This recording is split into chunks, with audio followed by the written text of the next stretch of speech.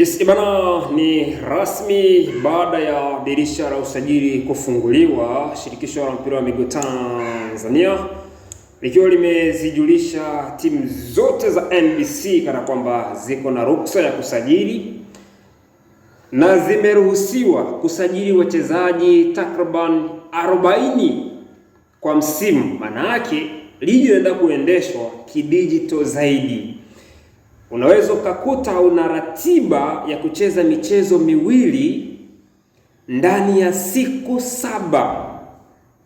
Haijalishi unacheza wapi, haijalishi unatoka wapi. Ndiyo maana rais wa shirikisho la mpira wa miguu Tanzania Wallace Karia amezungumza na kusema kana kwamba ameamua hivyo timu zisajili kulingana na uwezo wao. Sajili unavyotaka wewe.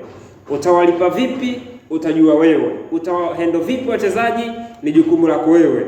Lakini kwangu mimi siafiki.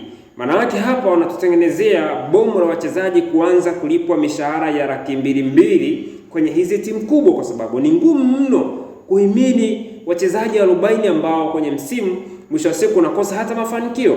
And so far tuachane na hiyo ambayo imekuja, ni taarifa kidogo nimeona nikujuze namna maisha yatakavyokuwa msimu 2026-2027. Habari njema ni kwamba Dar es Salaam Young Africans baada ya kumaliza dili la nyota kinda ambaye ilisemekana anakwenda Ulaya, lakini Young Africans wamezunguka, wametokea mlango wa nyuma, wamemnasa bwana mdogo, amesaini mkataba tayari, anasubiri utambulisho. Lango lililonileta hapa sio hilo la bwana mdogo kinda, ni kwamba James Akaminko almaarufu kama Jack Boy amemalizana na Azam Football Club rasmi. Msimu ulioisha Young Africans walionyesha nia ya uhitaji huduma ya James Akaminko kwenye kikosi Young Africans, lakini ugumu kaja ni kwenye kuvunja mkataba wake kutoka kwenye kikosi cha Azam na kuja Young Africans. Msimu huu sasa ambao 2026-2027 baada ya mkataba wake kumalizika na Azam FC, kuona hakuna haja ya kuendelea kuwa na huyo mchezaji, wametangaza rasmi kuachana naye. Alikuwa anahusishwa na Young Africans kana kwamba wanahitaji huduma ya James Akaminko kwenye kikosi cha Young Africans. Ama hakika huu unaweza ukawa ni miongoni mwa usajili bora ambao Young Africans watakuwa wameufanya, kwa sababu James Akaminko anaijua vyema ligi kuu ya NBC, anajua vyema timu za ligi kuu ya NBC, anafahamu vyema soka la Tanzania, anajua vyema siasa za Tanzania, anajua ubora wa wachezaji wanaocheza ligi kuu ya Tanzania, anajua mdundo gani wa kuweza kucheza ili kuweka uimara na ubora kama mchezaji kwenye kikosi cha timu ya Dar es Salaam Young Africans.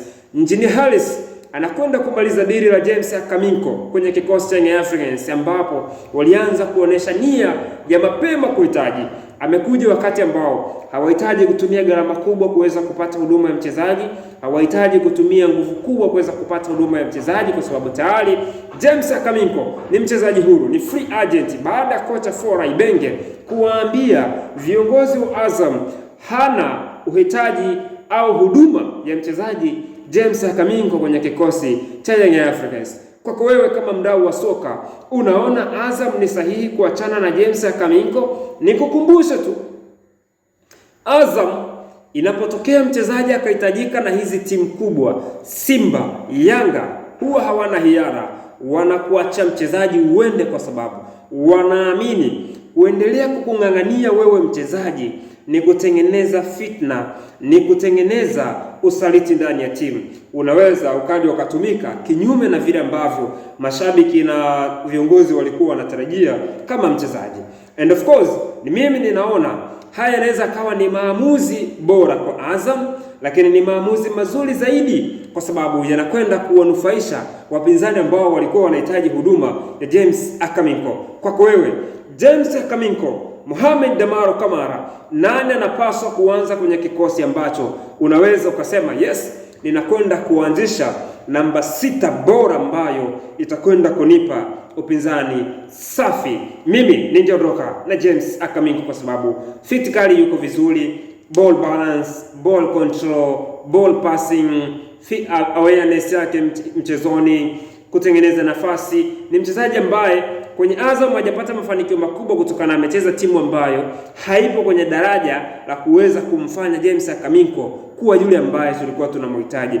Miongoni mwa viungo wagumu, miongoni mwa viungo bora, miongoni mwa viungo ambao wana nguvu, and of course James Akaminko akienda Young Africans, naona Young Africans wakiwa na kiungo bora zaidi kwa msimu wa 2026-2027, hasa kwenye eneo la katikati.